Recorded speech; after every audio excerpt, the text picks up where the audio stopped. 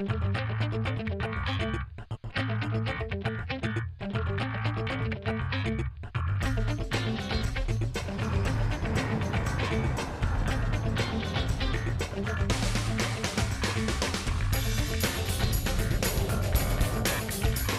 time on Superstars, the Rookie, the Rascal, the Rapper, the Redhead, and the Rain Man.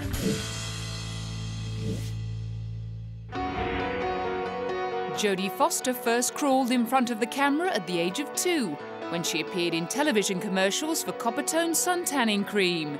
She then became the precocious star of a swag of Walt Disney family films. She was all set to play Princess Leia in Star Wars, but was unable to get out of her contract with Disney. Instead, she shocked audiences as a 14-year-old prostitute in Martin Scorsese's Taxi Driver, which delivered her an Oscar nomination and sparked off John Hinckley Jr.'s obsession with her. After stalking her while she studied, he went on to shoot President Ronald Reagan to impress her. After a succession of poorly received films, she had to audition for the part of a rape victim in 1988's The Accused, which ended up winning her a Best Actress Oscar. And one morning, I just ran away. She won her second as rookie FBI agent Clarice Starling, making her the first actress to win 2 Oscars before the age of 30, and totally cementing her reputation as a serious dramatic actress. I heard a strange noise. What was it? It was screaming.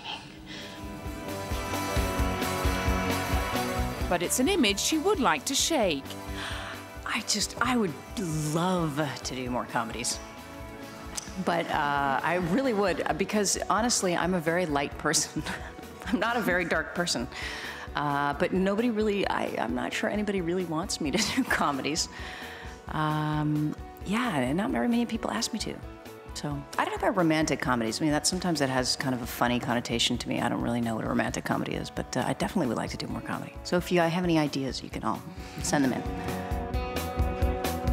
Still, at this point in her career, she says she's just happy getting work. You know, I'm 42, so no, I don't get everything I want, and I don't get everything that's out there. And it is a dramatic difference being over 40 now, and there's a lot less scripts. You know, it's normal. Most stories are for people that are in their 30s or in their late 20s. So it's normal that it's getting less scripts out there. Having said that, Jodie is not doing at all badly. In 1998, she took time out to have 2 sons. She's never revealed their father's identity, nor has she deigned to confirm or deny rumours about her sexuality. On returning to work in 2004, she walked straight into the lead role in Panic Room, and the next year she starred in another thriller, Flight Plan, as a mother whose daughter vanishes mid-flight. In the film, she got to pass on some of her hard-earned wisdom to child actress Marlene Lawston. Where's Julia?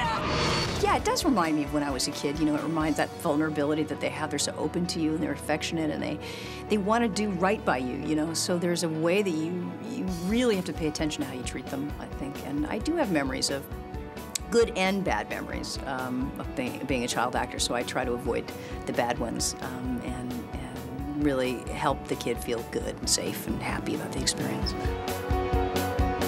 She followed that up as a hard-ass mover and shaker in Inside Man, and gave a very dim review of the film's characters. It is for compromised individuals, certainly. There isn't anyone except for Denzel's character who isn't sort of morally bankrupt, and it's sort of how, in the socio-political way, how the hands of that corruption kind of all come together in New York and also in the wider world.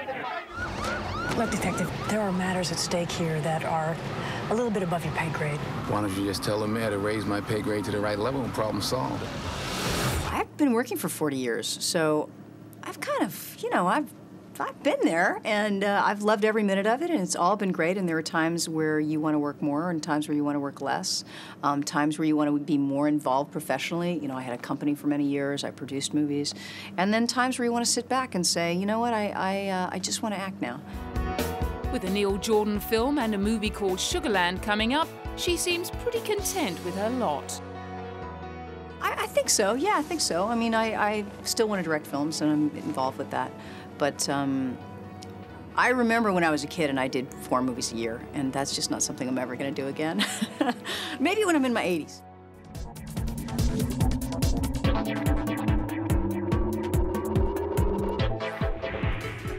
He was born to teacher parents in South London in 1972 and dropped out of school to study at the Guildhall School of Music and Drama before hitting the stage in 1992. He shot to fame playing Oscar Wilde's gay lover Lord Alfred Douglas, then moved to Hollywood to star as a wheelchair-bound ex-Olympic medalist. In 2002, he played a baddie in Road to Perdition.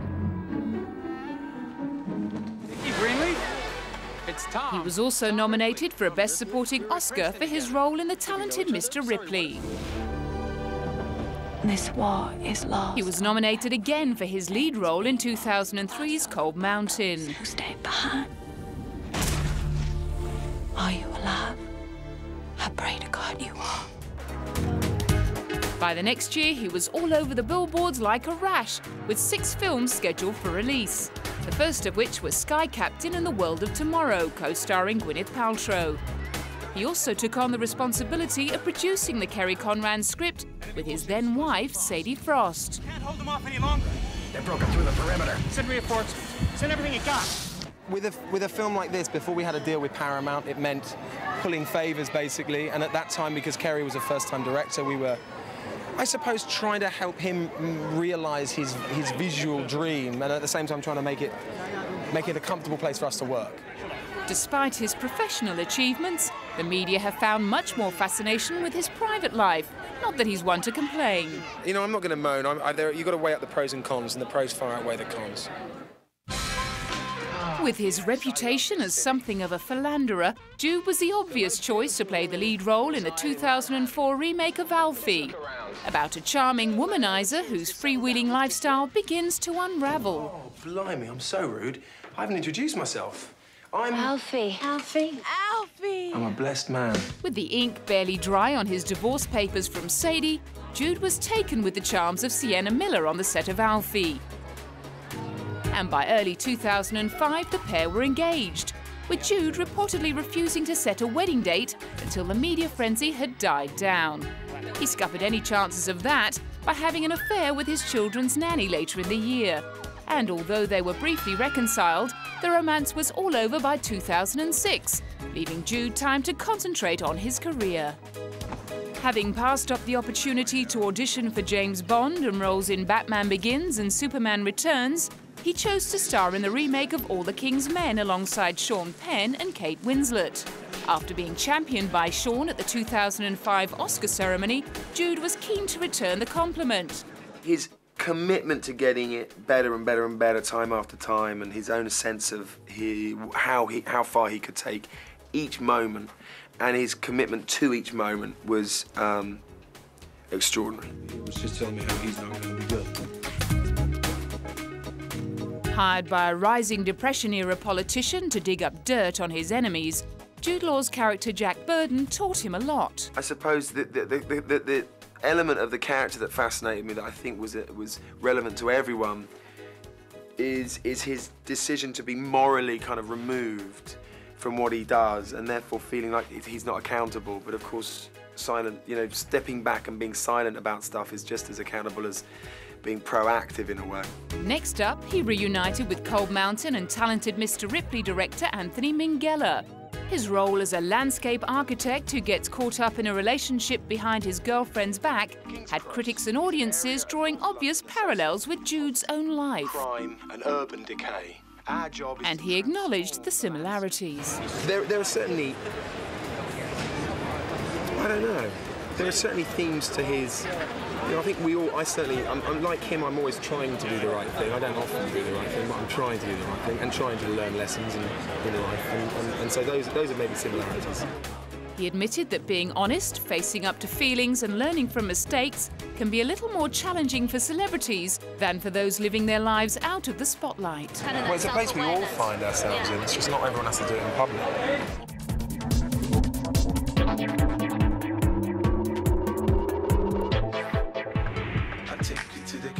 Upon the release of his second album, The Massacre, in 2005, gangster rapper 50 Cent was quite the philosopher. But you find after you complete your first album, the only thing harder than making your first album is making the second. You know, they call it the sophomore jinx, but I call it people wanting to see you do bad after watching you do good. In the history of entertainment, we build entertainers in order to destroy them for the sake of entertainment. So, you know, they like to see you go up and see you come down, but I'll go up, make great investments, and when they decide for me not to be as relevant creatively, still have so much vested in me and made so many great decisions while in position that they won't be able to move me. His arrogance proved justified, with the Massacre selling 1.15 million copies in its first 4 days of release. And it finished second as the best-selling album of 2005 behind Mariah Carey. Not bad for a boy who began drug dealing in the New York suburb of Queens at the age of 12, 4 years after his mother was murdered. At the age of 19, he served 6 months in a shock incarceration boot camp and started turning his life around. He gained popularity through underground singles and had signed to Columbia Records just before being attacked by a gunman outside his grandmother's house. He was shot 9 times and spent 5 months in recovery and had to wait until 2003 before the release of his first commercial album, Get Rich or Die Trying, produced by Eminem and Dr. Dre. The All Music Guide called it the most hyped debut album by a rap artist in a decade. Not only was it the biggest-selling album of the year, it also produced the year's biggest-selling Billboard single, In the Club. 50 Cent, whose real name is Curtis Jackson, believes it's his dramatic life that gives his music the edge. Like I use my real experiences, you know, to write my music. So the things you go through make you who you are. But those are things that I was forced to go through. That's not. Some people, there's different kinds of people. There's people that enjoy doing the wrong thing, and there's people that do some things to provide for themselves by any means.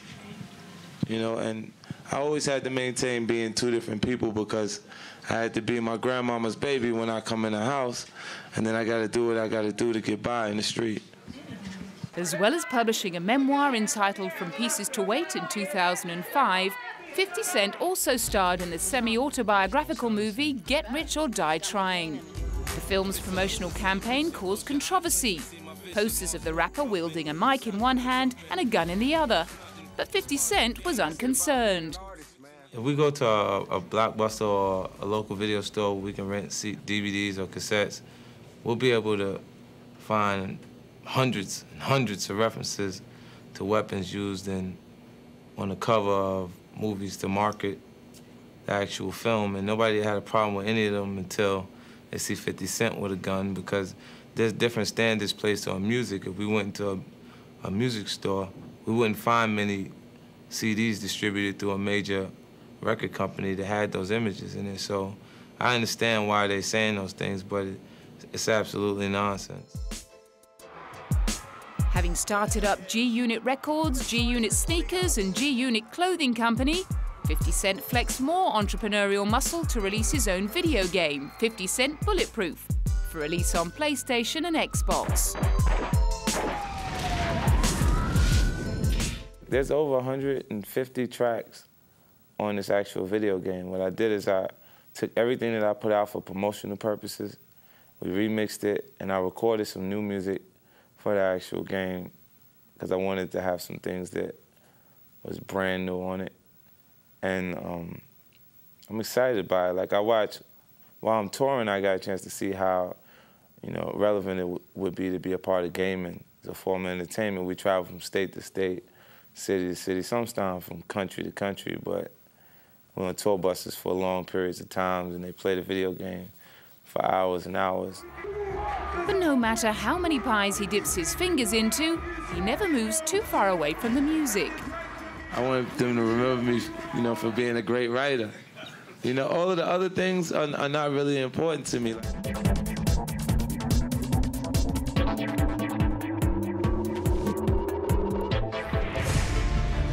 I believe that the urgency of the situation. So often cast in retro roles, Julianne Moore recently made a break from the past to star in a futuristic thriller Next with Nicolas Cage.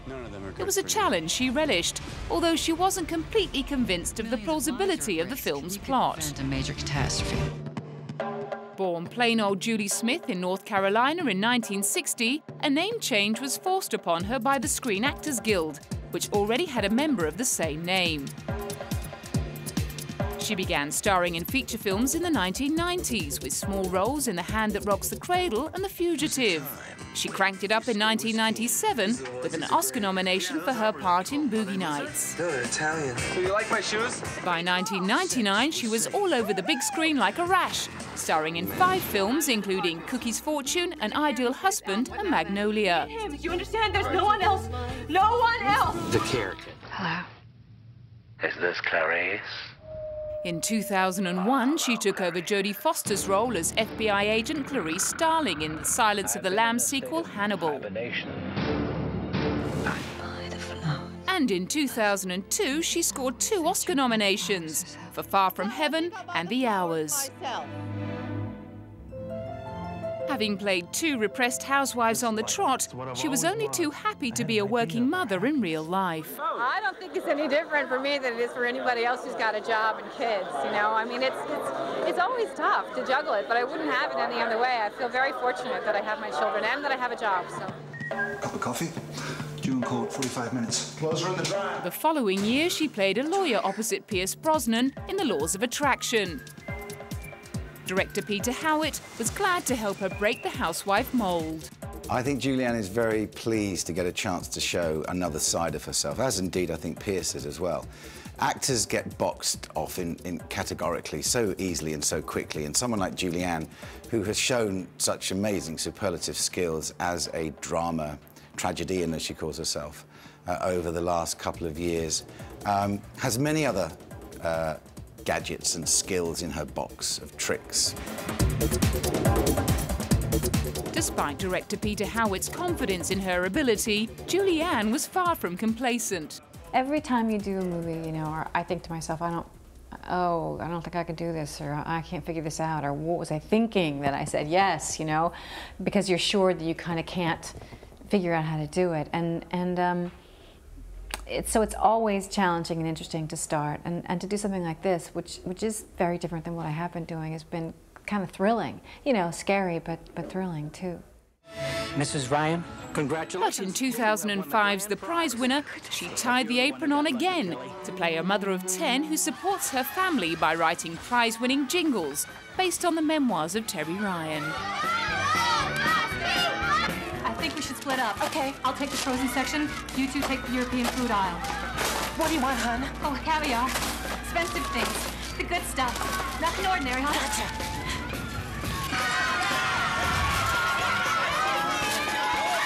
The experience of playing a mother of 10 gave her plenty of practice for working with her own son, Caleb, the oldest of her 2 children from her 3rd marriage to Bart Freundlich. Caleb plays Julianne's kidnapped son in 2006's Freedomland, a gritty film about the many shades of grey that colour life in a working-class New York suburb. What's interesting about this is that on first glance, I mean, when you look at it, you think, oh, this is a movie about racism or about, you know, racial tension or issues or whatever. But on closer examination, you realize that it's about poverty and our class system and how that affects people and how devastating it actually is. And it's, I think, a very pertinent issue right now in America.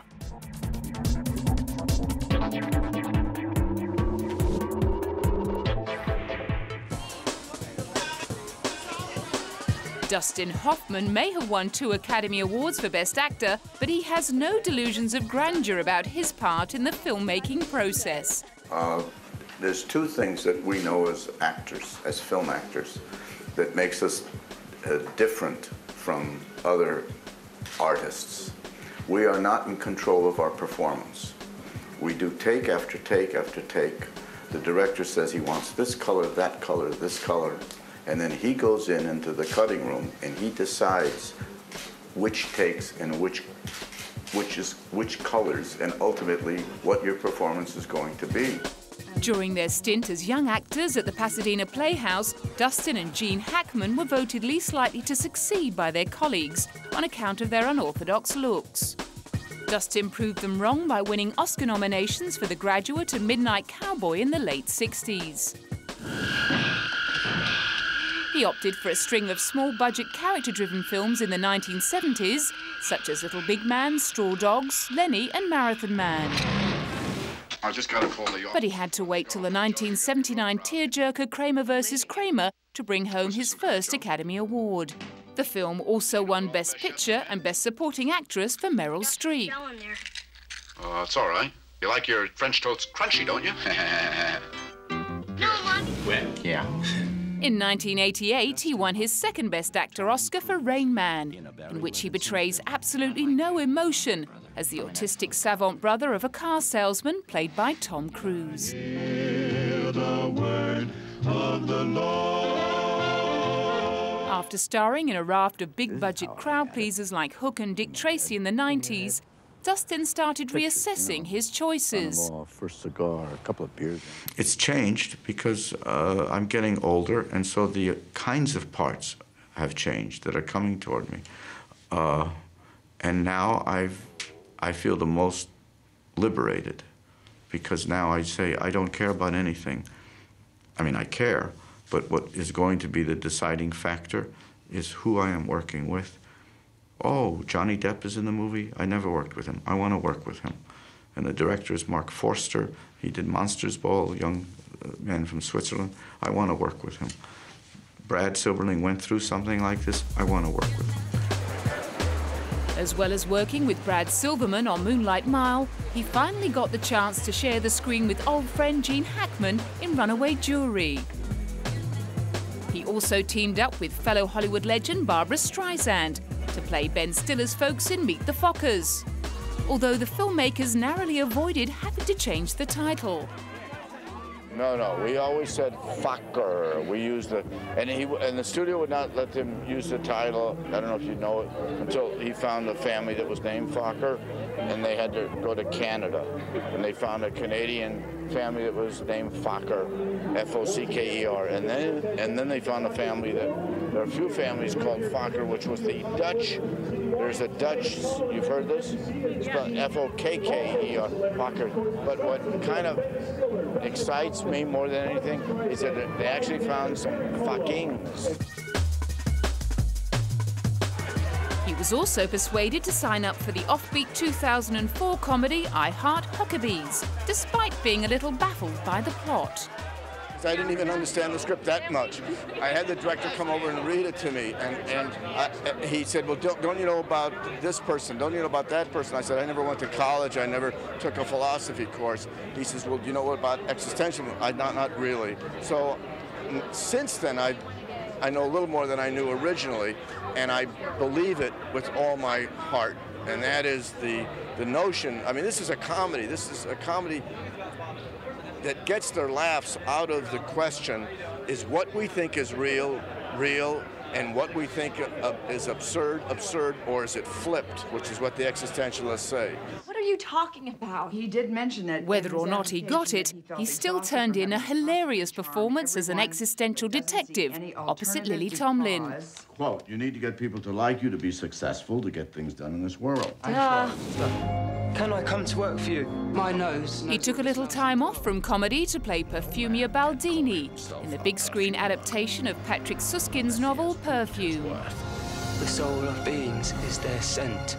The young gentleman who called me about the narrator. But he dived straight back in again with Stranger Than Fiction, alongside Will Ferrell and Emma Thompson in 2006. I'm an IRS agent. Get bent, tax man! Everyone hates me. Well, that sounds like a comedy.